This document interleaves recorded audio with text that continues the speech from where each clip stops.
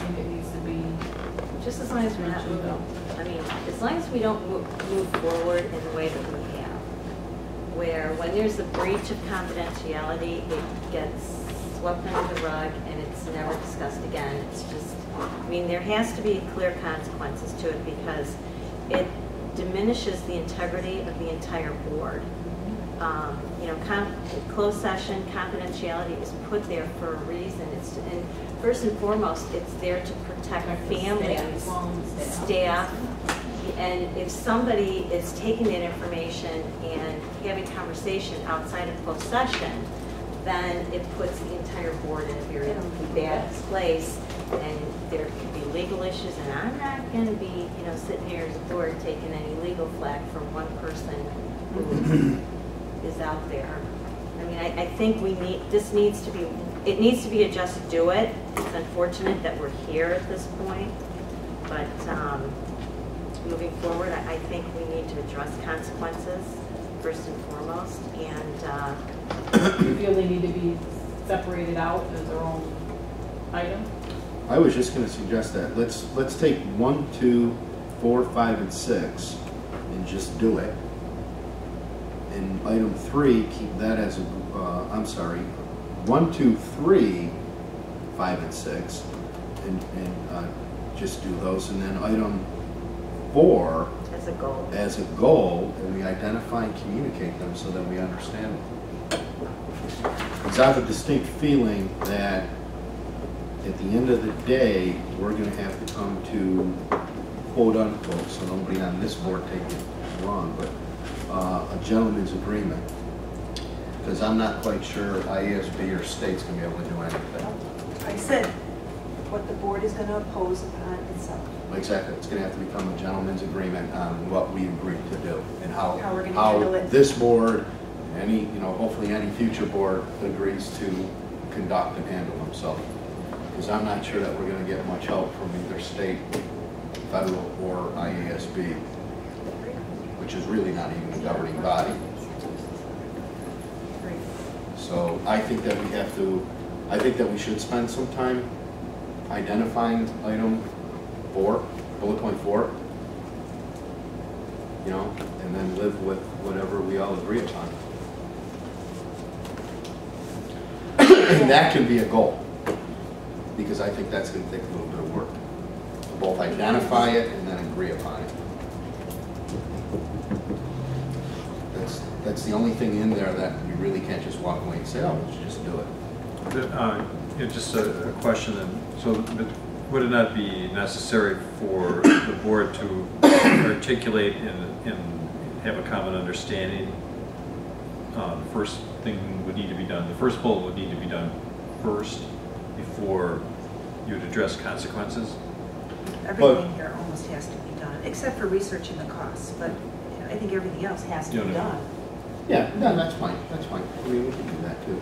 I mean, I guess maybe I take that for granted, so, but we can probably go through that and identify it further and articulate it. So that we can't come back, we don't go back after the fact, say, well, I didn't know. That's fine. Okay, so in that case, then maybe more. Yeah, and again, I'm fine with making most of this a just do it. We should. Okay, so this will need to be scheduled into an upcoming meeting. Is that how we're going to handle this? So like September-ish?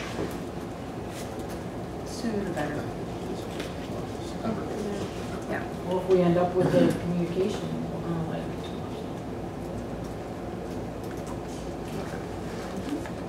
but that's kind of good under communication. That's where ish came in. Changing. No, it's related. I think we got that one then. So what I'll do is to bring back specifics for these other things. This will be scheduled in September for those items, and then in terms of researching costs and benefits of legal counsel, would that be charged to me or would that be charged to the board president? Oh, I just want to know if my marching orders include that. I mean, the research costs and benefits of. So I mean, right. I mean, we sent an email out to, you know, 3 or 4 firms, got back their prices, if you want, if you give me, and I could probably go back and look what the names of the 3 or 4 firms, I'd be happy to send the same email out. Yeah, how much would you charge me to come to a monthly board meeting? We sent out, we got like Arius, or whatever his name is, and average rate. We got like, there was a sheet of paper with 5 or 6 average hourly rates on We it. were doing the budgets for legal. Right. So, I mean, it just, you send an email, hey, we have a meeting once a month. On Wednesdays, typically they're 7 to 11, let's say. Okay, what would you charge me? I mean, I don't really see that as being, oh my God, I spend the next 3 weeks researching this Okay. stuff. I'll send the email. Well, do you want to do it, I mean, not all attorneys are created equal, No problem. so. I'll find out. I mean, I use attorneys for my business. Well, I'll have and some if of them there's, too. if they do a flat rate for a board meeting, or is hourly, or, Wouldn't it be your thought to have somebody who specializes in school law? Certainly. yeah. But I There's a mean, lot some of- of these Okay. are, some of these have practices within their Okay. business though. And I'm just saying, if it's gonna be an issue, I'll send the email. If it's not, I don't see it being more than a paragraph of communication. I didn't get the intent that it was, or the thought that Mark was saying is an issue, is just more who are we doing it? We're talking about the fact that this is more or less a board goal. Right. So, is Mark gonna do it, or? Maybe there's an attorney in the district that has a vested interest, because there's a taxpayer that would like to donate their time. You never know. There's lots of attorneys in the district. I mean, the board members that donated their time. Yeah, so the first two, yeah, here's what I wanted to get clear. The first 2 bullets definitely have to be the whole board to do that. Yes. So for the third one, again, do you want me to do that? Do you want another board member to do that, or president? You know what, I'll do it, Sure. but I'll work with you, Mark, and you, Mark, getting it done. So I will do that. Okay. Any more discussion on that one? Okay, other items for consideration. Leander and I talked about the first one, I think that came from us actually, and whether, Would you pass the policy? oh, on so that? sorry. I still have it.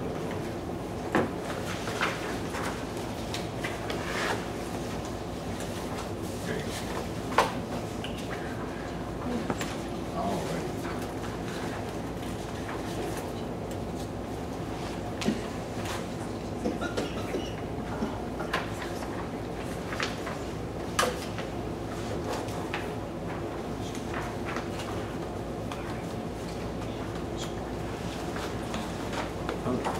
So we just thought it was just a good thing to consider whether we want to, I mean, the reporting isn't specified that specifically in, it really kind of is what the board, we've had much more frequent reporting to the board on curriculum in recent years.